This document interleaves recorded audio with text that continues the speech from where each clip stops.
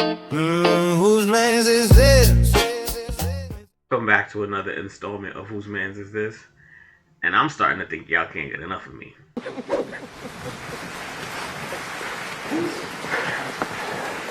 Thank you. You love me. You really love me.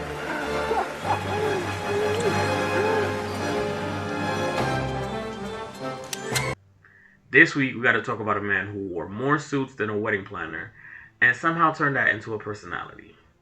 Yep, we talking about none other than Barney Stinson from How I Met Your Mother.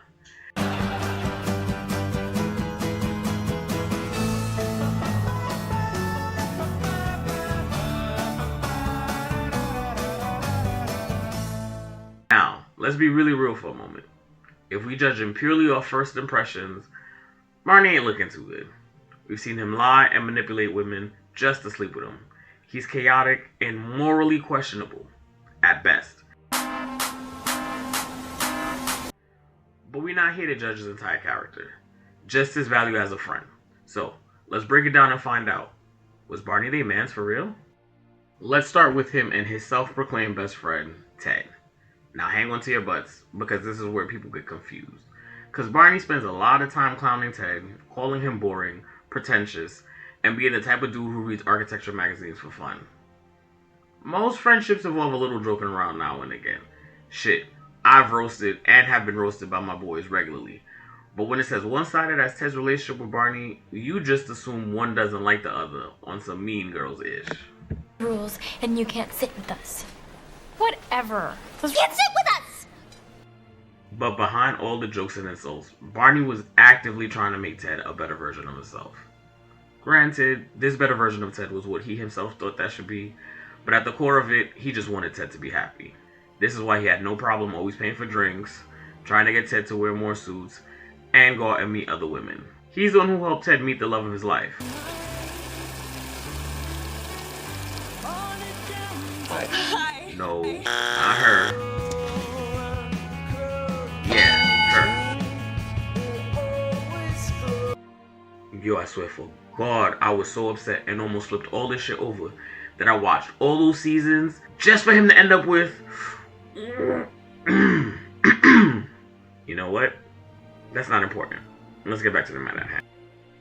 Barney's ways weren't conventional and would definitely be problematic by today's standards, but he was the best wingman a person like Ted could ever hope for. Go say hi. I can't just go say hi. I need a plan. I'm gonna wait until she goes to the bathroom and I'll strategically place myself by the jukebox. So Hi, have you met Ted? Next, we gotta talk about Marshall. In Barney's head, Marshall is his rival and he's competing against him for the right to be considered Ted's best friend. But he still views Marshall as his friend, and despite the rivalry, helps him when he's in need. Marshall loses his job at one point and is stressed about money. Barney comes along and offers him a high-paying corporate position at GMB. Low-key, same thing he does for Ted when he helps him land the Arcadian deal. Mans is out here just giving out jobs. I ain't gonna lie, I could use me a friend like Barney right about now.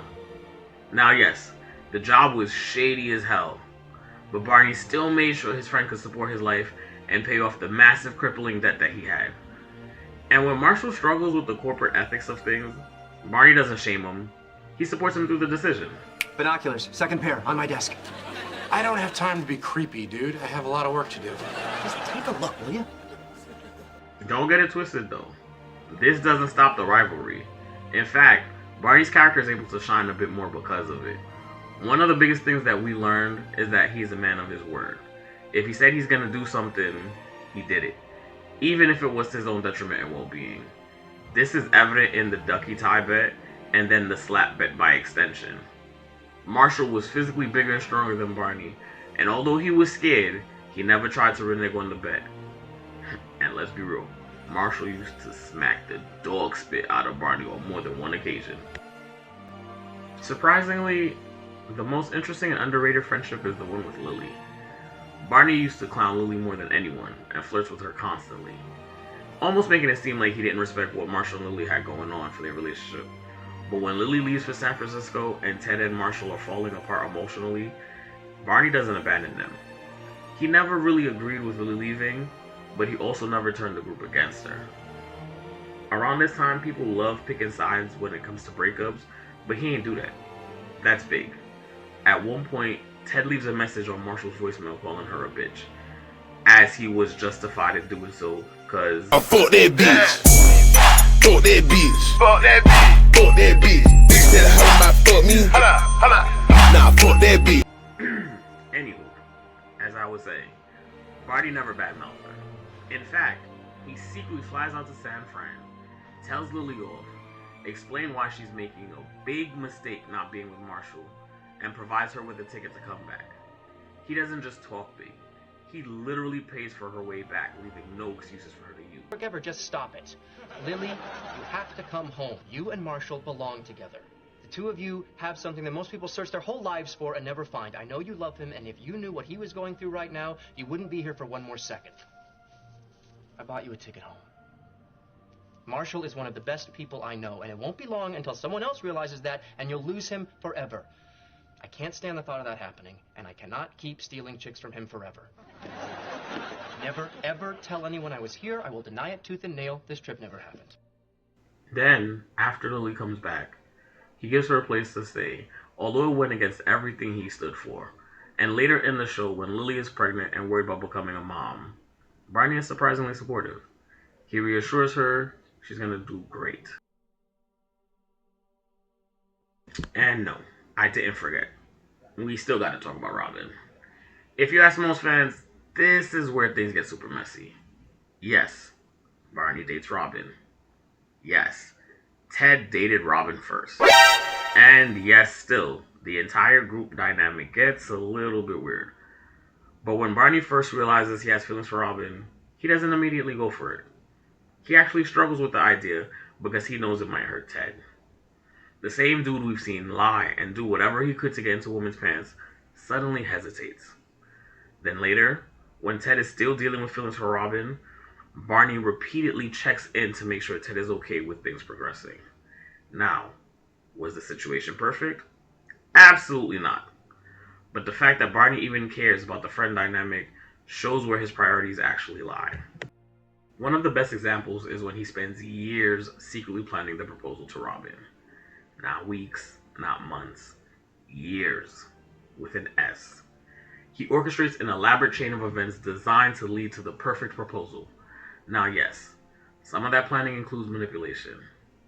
Okay, a lot of manipulation. But the intention behind it is the commitment. For a man who spent half the series avoiding relationships, this level of effort shows massive emotional growth. Barney expresses friendship differently from the rest of the group. Barney shows love through effort. Ridiculous effort. Plans, schemes, elaborate gestures. And yes, sometimes those plans backfire spectacularly. But the energy he invests in his friends is undeniable. So here's the truth about Barney Stinson. He's not a perfect friend. He lies. He exaggerates. He absolutely makes bad decisions. But when it comes to loyalty, he shows up. He helps financially. He boosts confidence. He celebrates wins. And when his friends are hurting, he drops the act. So the real question isn't whether Barney was chaotic. We all know he was. When it comes to his friends, Barney might actually be one of the most loyal dudes on television. When it comes to showing up for his people, 10 toes down. When it comes to the case of Barney Stinson from How I Met Your Mother, he was a legend, wait for it, dairy kind of ride or die. Hey everybody, I hope you enjoyed watching this as much as I enjoyed making it. Make sure to hit that subscribe button so you can keep up with me whenever I drop new videos, and leave me some comments. Let me know if you agree, or if you don't. Honestly, I know you're just trying to get my attention by starting an argument.